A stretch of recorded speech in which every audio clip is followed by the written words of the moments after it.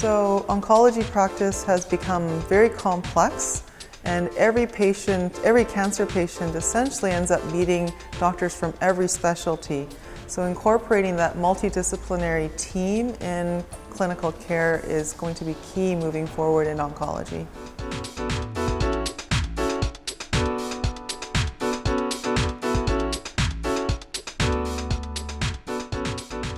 Culture change is always challenging. I think that it takes work and it takes effort, but I think that when you get the motivation going and the teams start to see the value of that multidisciplinary interaction, it becomes an easier movement forward once you've got it started. So you have to start somewhere. That first step is probably the most difficult, but once you start seeing the rewards and you see the patients doing better, they're happier with that communication, your lives get easier working together as a team, I think that keeps that motivation going. If it really was difficult every step of the way, I don't think we would have been as successful as we have been in implementing multidisciplinary care.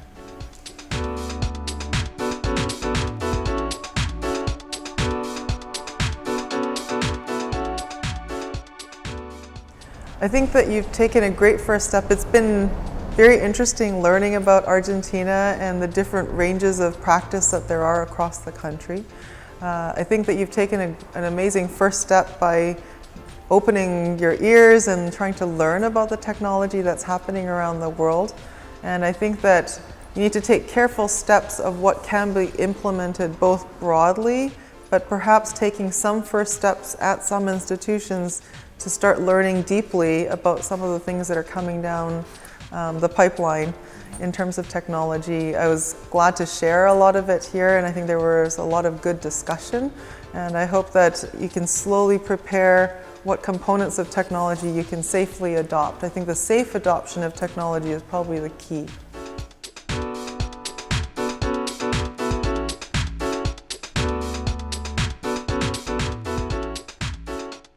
Connection to other associations such as ISRS or ASTRO and the international organizations that are out there will really help that ongoing dialogue, and I hope to continue to stay in contact with you.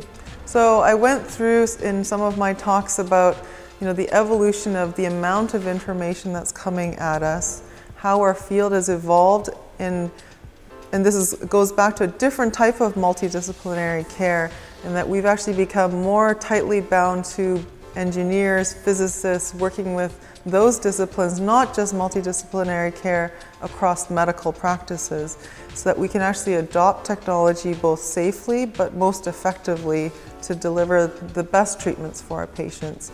I think that moving forward, that joining will become even stronger with technology such as artificial intelligence that everyone likes to talk about.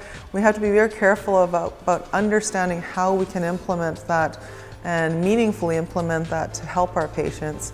And I think that in the future, some physicians may feel threatened by these taking over their traditional roles, and that's why the topic of my talk was the evolution of that, moving through practice and understanding that that art of medicine that I described and moving towards how do we adopt that technology to really refine that humanness of medicine from the industrial approaches that we've actually needed to face, because our pressures of seeing more patients and doing more with less resources has become very, very large. And so how do we actually embed technology within our practices to help us be more efficient, more safe, deliver higher quality care, and allow for personalization. There's more data that's available at our fingertips today than there ever has been. And I think we're using a very small portion of it.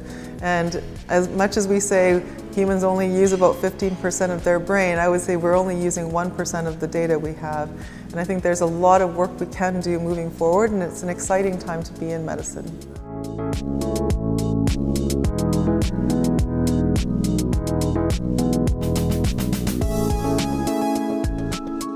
So I think it'll play a number of different roles.